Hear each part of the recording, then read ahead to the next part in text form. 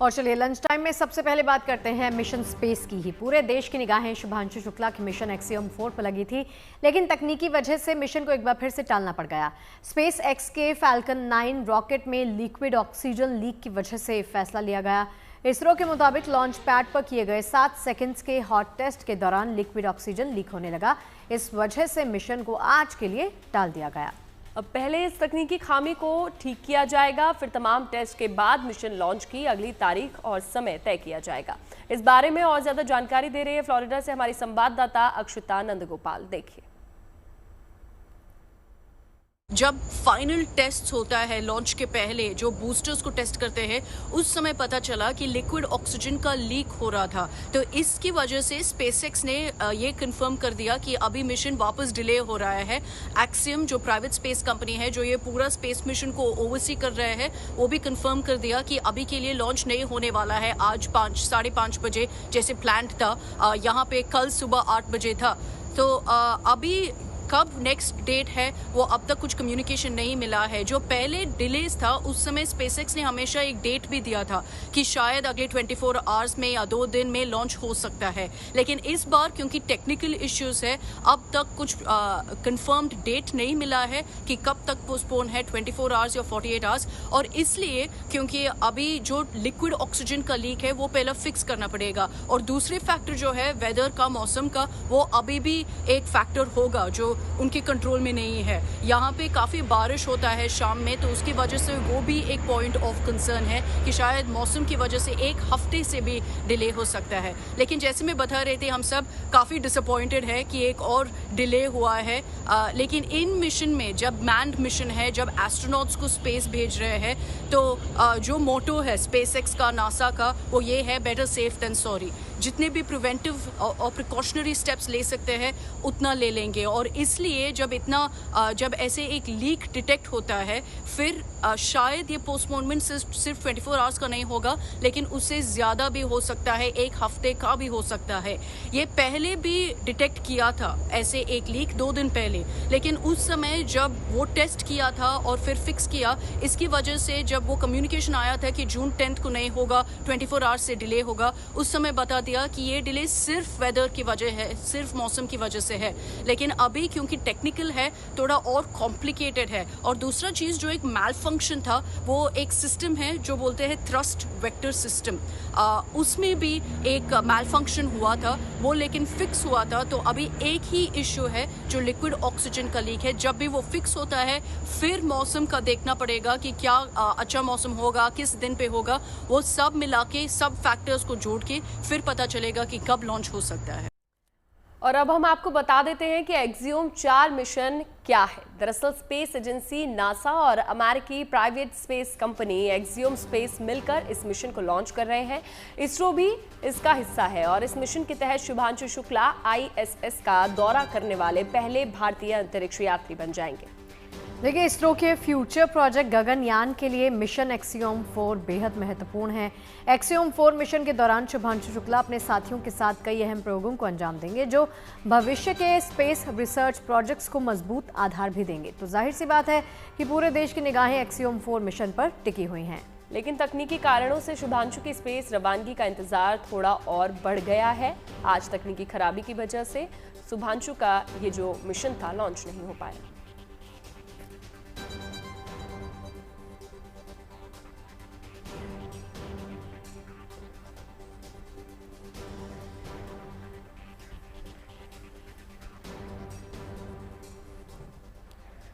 जैसा कि आपको बताया कि तैयारी तो पूरी थी, सब कुछ ठीक था, लेकिन सवाल यह है कि ऐन वक्त पर लॉन्च आखिर क्यों रुका। दरअसल लॉन्चिंग प्रक्रिया को कोई टेस्ट मानकों से होकर गुजरना पड़ता है, लेकिन इसी क्रम में फैल्कन 9 लॉन्च व्हीकल की तैयारियों का जांचा गया। इस दौरान लॉन्च पैड पर 7 सेकंड्स का हॉट टेस्ट किया गया, जिसमें लिक्विड ऑक्सीजन के रिसाव का मामला सामने आया। अंतरिक्ष यात्रियों की सुरक्षा के लिए इन मानकों पर मिशन का खरा उतरना बेहद जरूरी हो जाता है। तो जाहिर सी बात है कि अंतर्राष्ट्रीय अंतरिक्ष स्पेस स्टेशन पर जाना कोई आसान बात तो बिल्कुल नहीं। बेशक काम शुभ है, लेकिन कई चुनौतियां भी सामने आती हैं। शुभांशु शुक्ला की अंतरिक्ष यात्रा की सबसे बड़ी चुनौती अंतर्राष्ट्रीय अंतरिक्ष स्टेशन पर पहुंचना ही है, साथ ही वहां रहने के दौरान अलग अलग प्रयोगों और एक्टिविटीज को पूरा करना है। शुभांशु को अपने शरीर को माइक्रोग्रेविटी के वातावरण में ढालना होगा, जो कई तरह के हेल्थ इश्यूज को जन्म दे सकता है। इसका मतलब यह है कि शुभांशु को मिशन के दौरान तय वक्त सीमा में कई तरह के वैज्ञानिक और तकनीकी प्रयोगों को भी पूरा करना होगा। तो जाहिर सी बात है कि चुनौतियां बड़ी हैं। शुभांशु को इस बात का भी ख्याल रखना होगा कि उनके फूड और न्यूट्रिशन संबंधी सभी जरूरतें सही तरीके से पूरी हैं या फिर नहीं। तो अपने स्पेस मिशन के तहत शुभांशु अंतरिक्ष में जीवन की संभावनाओं को तलाशने की कोशिश करेंगे और शुभांशु स्पेस में 7 अहम एक्सपेरिमेंट भी करेंगे।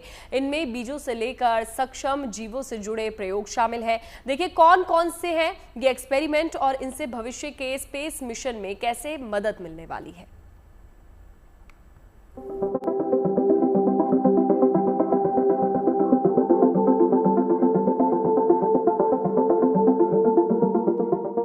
इस मिशन के तहत शुभांशु अंतरिक्ष में 7 अहम प्रयोग करेंगे। इन प्रयोगों में अंतरिक्ष में फसल उगाने के साथ कुछ सूक्ष्म जीवों का अध्ययन भी शामिल है। अंतरिक्ष की दुनिया एस्ट्रोनॉट्स के लिए चुनौतियों से भरी होती है। लंबे समय तक अंतरिक्ष में रहने पर मांसपेशियां कमजोर होने लगती हैं। इसे मायोजेनेसिस कहा जाता है। अंतरिक्ष में 7 एक्सपेरिमेंट करेंगे शुभांशु। एक्सियम 4 मिशन के तहत शुभांशु मायोजेनेसिस का अध्ययन करेंगे। एक एक्सपेरिमेंट के जरिए मायोजेनेसिस की वजह तलाशने की कोशिश की जाएगी। इस एक्सपेरिमेंट से लंबे अंतरिक्ष मिशन में एस्ट्रोनॉट्स की सेहत का ख्याल रखने में मदद मिलेगी। Crop seeds. अपने दूसरे प्रयोग में शुभांशु अंतरिक्ष में बीजों के पनपने का अध्ययन करेंगे। अंतरिक्ष में इस एक्सपेरिमेंट के लिए 6 किस्म के बीज ले जाए जा रहे हैं। इन बीजों को आनुवांशिक विश्लेषण के लिए बोया जाएगा। इस प्रयोग का मकसद स्पेस मिशन के लिए अंतरिक्ष में फसल उगाने की कोशिश है। Sprouting seeds. शुभांशु का यह प्रयोग अंतरिक्ष में बीजों के विकास की जांच करेगा। बीजों की कई पीढ़ियों में खेती की जाएगी। बीजों के आनुवांशिक लक्षण और इनकी पोषक क्षमता का अध्ययन किया जाएगा। एक्सियम 4 मिशन में शुभांशु कुछ सूक्ष्म जीवों का भी अध्ययन करेंगे। इन सूक्ष्म जीवों को टार्डीग्रेड्स कहा जाता है। टार्डीग्रेड्स का अध्ययन करेंगे शुभांशु। टार्डीग्रेड्स पानी में रहने वाले सूक्ष्म जीव हैं। टार्डीग्रेड्स की 8 टांगे होती हैं। इनमें मुश्किल हालात में भी जिंदा रहने की क्षमता होती है। टार्डीग्रेड्स 60 करोड़ वर्षों से धरती पर मौजूद हैं। ये जलवायु में होने वाले बड़े परिवर्तन झेल सकते हैं। इन्हें वाटर बियर भी कहा जाता है। वैज्ञानिकों का यहाँ तक मानना है कि जब धरती पर इंसान नहीं होंगे तब भी ये जीव पृथ्वी पर जीवित रहेंगे। अब स्पेस स्टेशन पर शुभांशु इन सूक्ष्म जीवों की उन खूबियों को तलाशने की कोशिश करेंगे जिनके दम पर ये खुद को जिंदा रखते हैं और अपनी संख्या बढ़ाते हैं। इस मिशन के तहत इस बात का भी अध्ययन किया जाएगा कि टार्डीग्रेड्स जीरो ग्रेविटी में किस तरह बर्ताव करते हैं। साइनोबैक्टीरिया। इसके साथ ही इस मिशन के तहत पानी में मिलने वाले साइनोबैक्टीरिया की स्टडी भी की जाएगी। साइनोबैक्टीरिया अंतरिक्ष में ऑक्सीजन और पोषक तत्वों के रिसाइकिल में मददगार साबित होते हैं। शुभांशु यूरोपियन स्पेस एजेंसी के एस्ट्रोनॉट के साथ 2 साइनोबैक्टीरिया की ग्रोथ और केमिकल एक्टिविटी का अध्ययन करेंगे। Micro algae. International space station पर माइक्रो एल्गी का अध्ययन भी किया जाएगा। जीरो ग्रेविटी में माइक्रो एल्गी के विकास के रहस्यों को तलाशने की कोशिश की जाएगी। इन सभी प्रयोगों के साथ ही शुभांशु अंतरिक्ष में वाइजर डिस्प्ले नाम से एक एक्सपेरिमेंट को भी अंजाम देंगे। Visor display. शुभांशु इस बात का अध्ययन करेंगे कि अंतरिक्ष में कंप्यूटर स्क्रीन का प्रयोग करने पर एस्ट्रोनॉट्स पर क्या असर होता है। यह रिसर्च स्क्रीन पर देखते समय आंखों की गति पर केंद्रित होगा। इस बात की जांच भी की जाएगी कि स्क्रीन पर काम करने से अंतरिक्ष यात्रियों के स्ट्रेस लेवल पर क्या असर पड़ता है।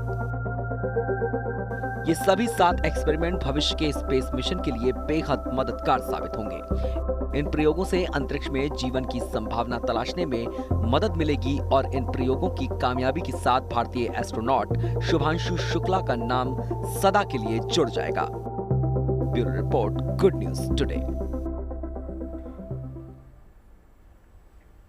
और चलिए अब बात दुश्मनों की काल की करते हैं। ड्रोन क्षेत्र में भारत का दबदबा बढ़ता जा रहा है। रक्षा क्षेत्र में भारत पहले से तो मजबूत हो रहा है। दुश्मनों को मिट्टी में मिलाने के लिए हिंदुस्तान देसी हथियार तैयार कर रहा है। आत्मनिर्भर भारत के तहत हिंद की ताकत लगातार बढ़ती जा रही है। इसकी बानगी एनएसजी के 23वें इंटरनेशनल सेमिनार में देखने के लिए मिली। 23वां इंटरनेशनल सेमिनार दिल्ली में मानेकशॉ सेंटर में आयोजित किया गया। इस दौरान एनएसजी की तरफ से ड्रोन और एंटी ड्रोन सिस्टम की प्रदर्शनी भी लगाई गई, जिसमें मेक इन इंडिया के साथ ड्रोन के क्षेत्र में देश की बढ़ती ताकत की तस्वीर भी सामने आई है।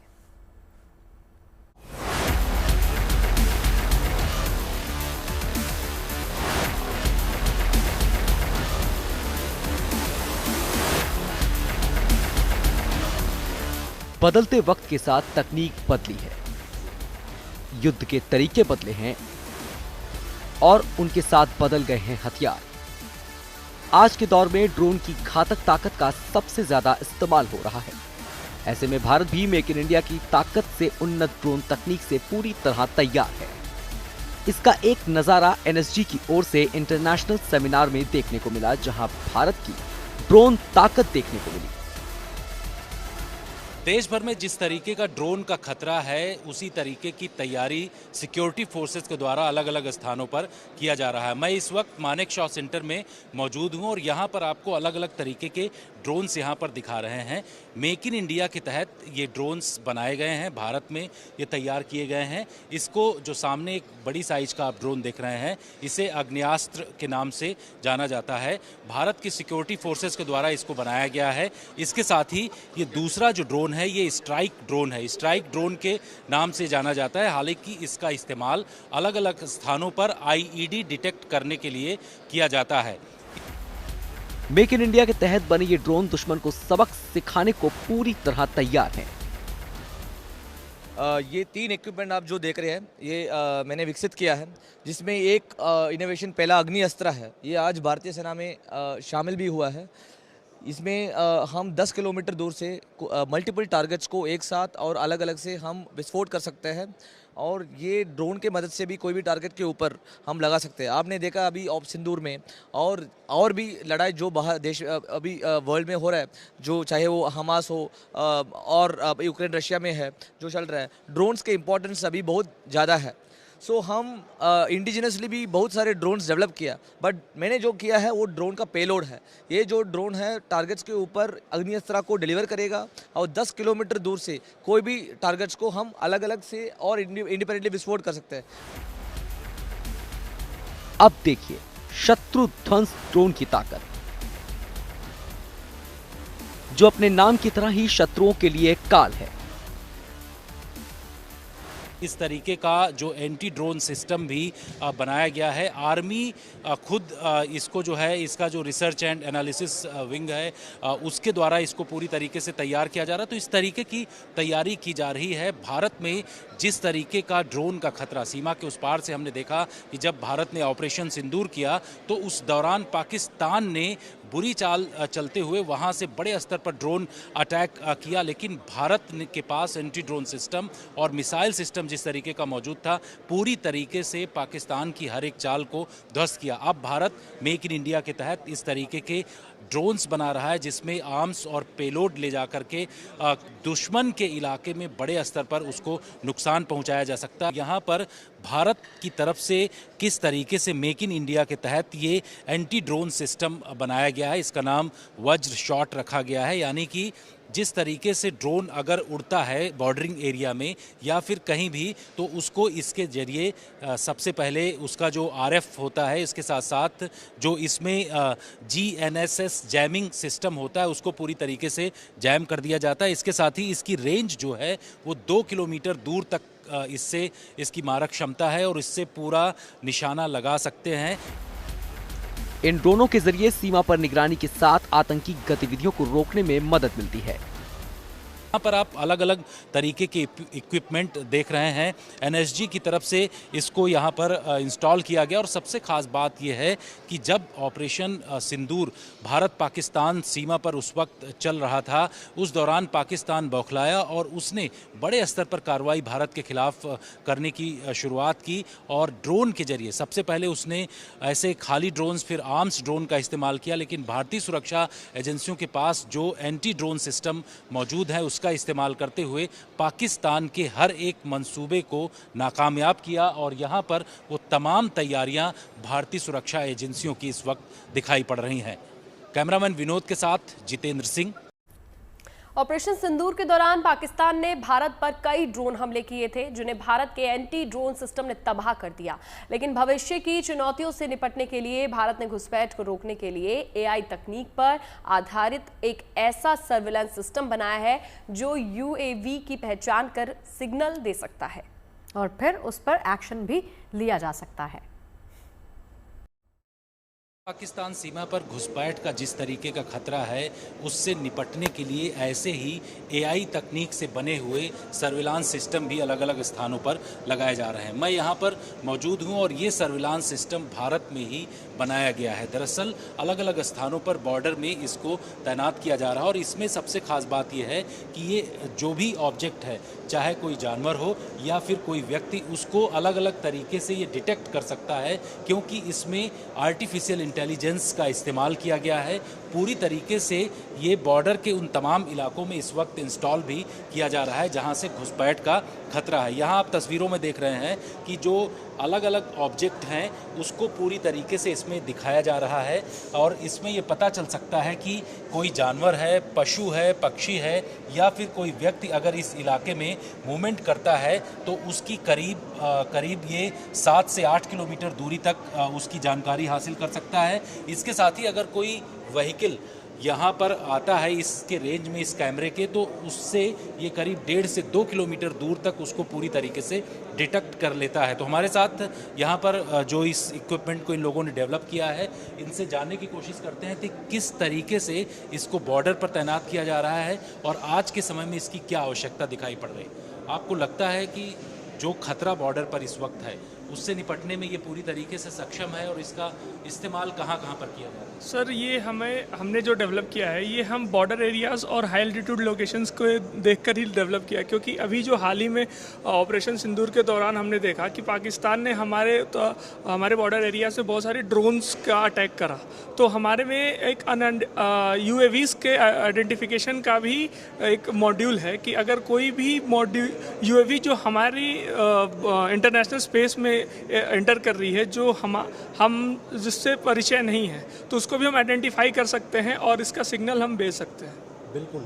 तो जिस तरीके का खतरा बॉर्डर पर हमने उस दौरान देखा कि ऑपरेशन सिंदूर के दौरान जो है पाकिस्तान ने नापाक चाल चली और अलग अलग तरीके के ड्रोन्स का इस्तेमाल उनके द्वारा किया गया, जिसको अब इस जो सर्विलांस सिस्टम के जरिए डिटेक्ट कर सकते हैं, क्योंकि इसमें डिटेक्शन की एआई तकनीक का इस्तेमाल किया गया है। यानी कि आर्टिफिशियल इंटेलिजेंस के तहत पूरी तरीके से अगर इस कैमरे में कोई तस्वीर आती है तो उसको अलग अलग तरीके से यहाँ पर डिटेक्ट किया जा सकता है और कई चाहे वो कोई हथियार हो, ड्रोन हो या फिर कोई पशु पक्षी जानवर, कोई भी व्यक्ति अगर इस एरिया में घुसपैठ करता है तो उसको पूरी तरीके से यहाँ से डिटेक्ट किया जा सकता है। तो ऐसे तमाम जो है वो तकनीक का इस्तेमाल अलग अलग स्थानों पर किया जा रहा है। बॉर्डर पर जैसा खतरा है वैसे ही निपटने की तकनीक मेक इन इंडिया के तहत इस वक्त बनाई जा रही है।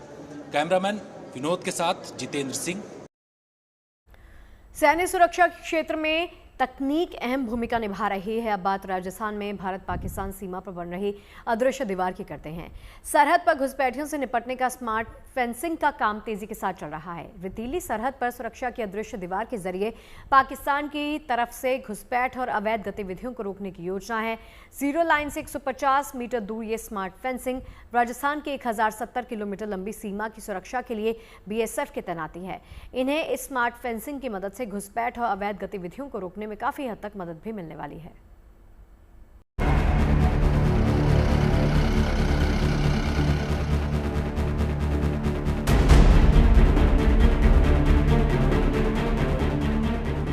गर्मी में झुलसा देने वाला राजस्थान का थार मरुस्थल, मगर 43 से 44 डिग्री के तापमान में भी यहाँ तैनात है सीमा सुरक्षा बल के जवान, जिनकी वजह से पाकिस्तान का हर नापाक मंसूबा नाकाम होता है।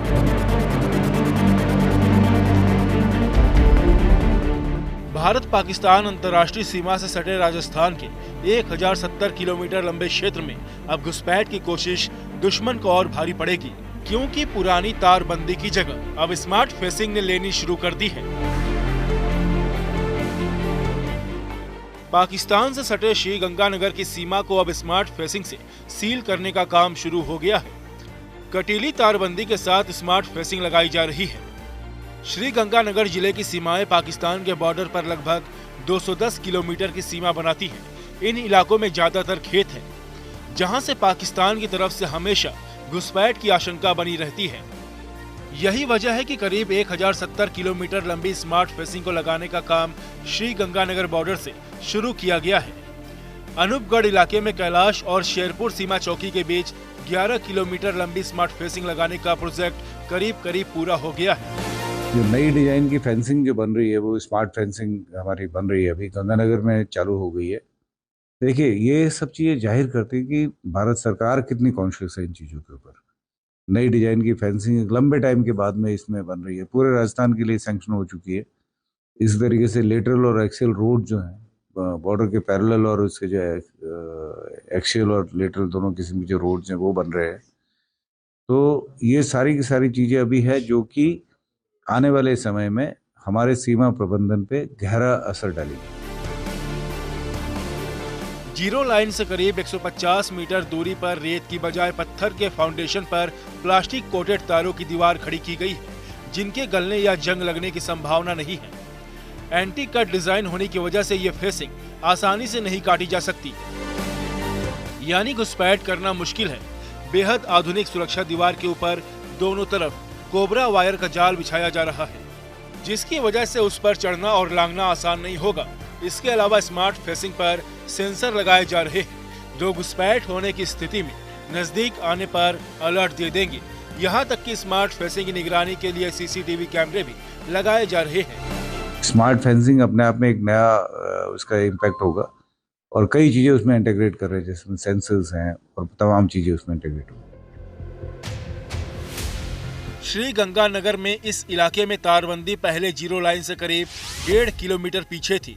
स्मार्ट फेंसिंग जीरो लाइन से 150 मीटर पर की जा रही है।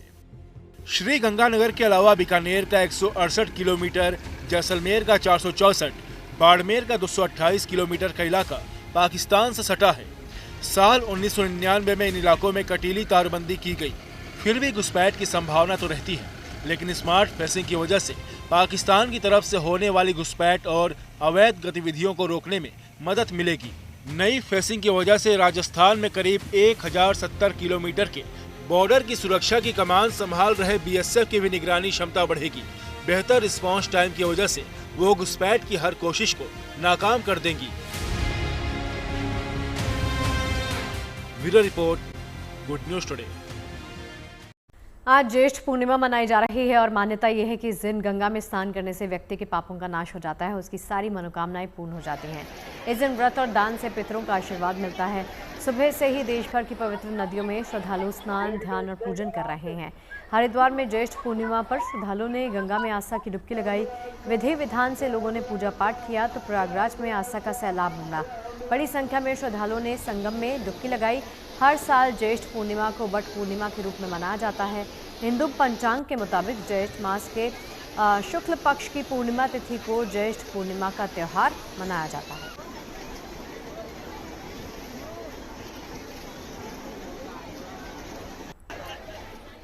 वहीं इस साल होने जा रही अमरनाथ यात्रा को लेकर तैयारियां जोरों पर चल रही हैं और बड़ी संख्या में श्रद्धालुओं ने बाबा बर्फानी के पवित्र यात्रा के लिए रजिस्ट्रेशन करवाया। आज इस यात्रा का बेहद शुभ दिन है। ज्येष्ठ पूर्णिमा के शुभ अवसर पर अब से थोड़ी देर पहले श्री अमरनाथ धाम में पहली पूजा का आयोजन किया गया। अमरनाथ धाम में विराजमान पवित्र हिमलिंग की प्रथम पूजा के साथ साथ आज पहली बार दर्शन हुए। इस पूजा में खुद उपराज्यपाल मनोज सिन्हा शामिल हुए और इस आयोजन को अमरनाथ श्राइन बोर्ड ने किया।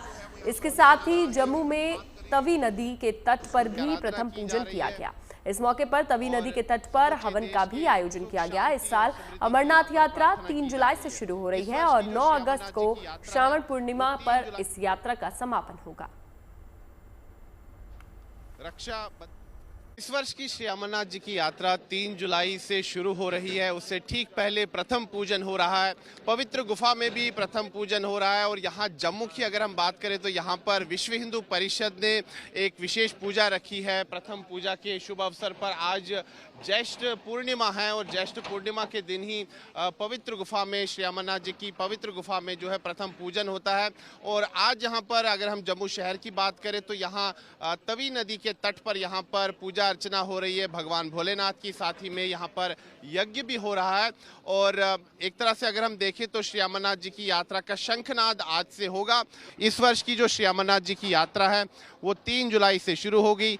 9 अगस्त यानी कि रक्षा बंधन के दिन जो है वो यात्रा पूरी हो जाएगी और यात्रियों की जहाँ तक बात है तो पंजीकरण चल रहा है और व्यवस्थाएं भी की जा रही है।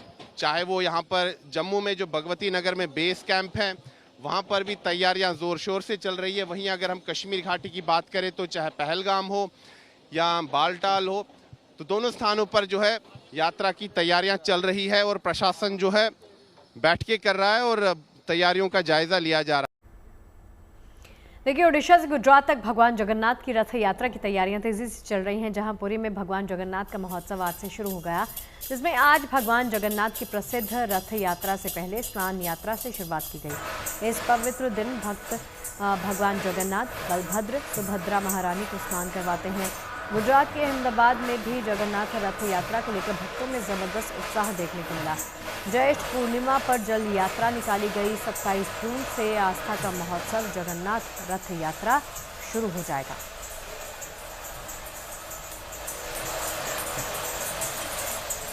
हिमाचल प्रदेश का खूबसूरत जिला कुल्लू एक बार फिर से कला और सिनेमा प्रेमियों के लिए आकर्षण का केंद्र बनने जा रहा है। मनाली में 13 से 15 जून तक Himachal international film and art festival का आयोजन होगा। इस 3 दिवसीय उत्सव में सिनेमा, कला और संस्कृति का एक अनूठा संगम होगा। यहाँ पर युवा प्रतिभागियों को अपनी कला को निखारने का एक मौका भी मिलेगा।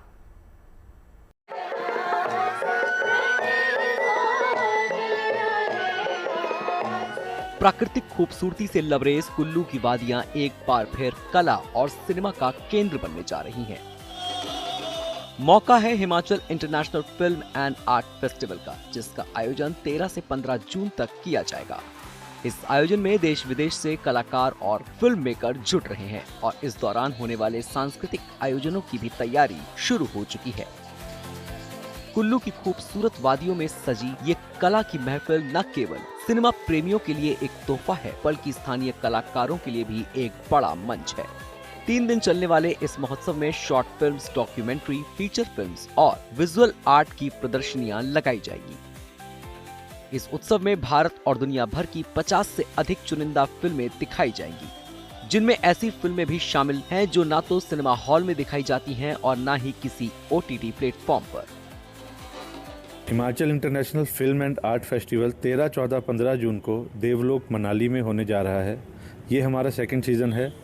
इसमें टोटल 340 फिल्मों ने अप्लाई किया था, जिसमें से 50 फिल्में हमने शॉर्टलिस्ट की हैं, जो कि पूरी देश और दुनिया से सिलेक्ट करके यहाँ पे दिखाई जा रही हैं। जिनमें से एक मूवी है सेकंड चांस, जो कि हमारे हिमाचल की ही बेटी की है, और एक मूवी है जो कांस के बाद 2024 कांस में दिखाई गई थी और उसके बाद हम अपने यहाँ पे इंडिया में पहली बार स्क्रीनिंग उसकी कर रहे हैं, बनीहुड। तो ऐसी अनेकों फिल्में हैं जो पहली बार यहाँ पे प्रदर्शित होंगी और मुझे आशा है कि सभी को पसंद आएंगी। इसमें हमने कुछ वर्कशॉप्स भी ऑर्गेनाइज़ की हैं, जिसमें पॉटरी है, वॉल मेकिंग है, बॉडी लैंग्वेज है, फिल्म मेकिंग है। तो इसके लिए हमने 2 विलेज आउटरीच प्रोग्राम्स जो हैं वो हमने निकाले थे। इस साल फेस्टिवल केवल दर्शकों के लिए ही नहीं, बल्कि युवा प्रतिभाओं के लिए भी एक शानदार मंच बनकर सामने आएगा। कुल्लू के स्कूलों के 600 से अधिक बच्चे हिस्सा लेंगे। बच्चों को अभिनय, डांस, बॉडी मूवमेंट, फैशन और थिएटर की बारीकियों का प्रशिक्षण दिया जाएगा। बच्चों को मोबाइल और कैमरे से फिल्म निर्माण से जुड़ी जानकारी दी जाएगी। नेशनल स्कूल ऑफ ड्रामा की टीम विशेष रूप से फेस्टिवल में शामिल होगी। कुल्लू का ये आयोजन जहां एक ओर सिनेमा और कला प्रेमियों के लिए एक उत्सव है, वहीं हिमाचल की सांस्कृतिक और प्राकृतिक सुंदरता को भी बड़ा मंच मिलेगा। ये फेस्टिवल स्थानीय समुदाय और पर्यटकों के बीच एक सांस्कृतिक सेतु का काम करेगा। कुल्लू से Manminder Arora, good news today.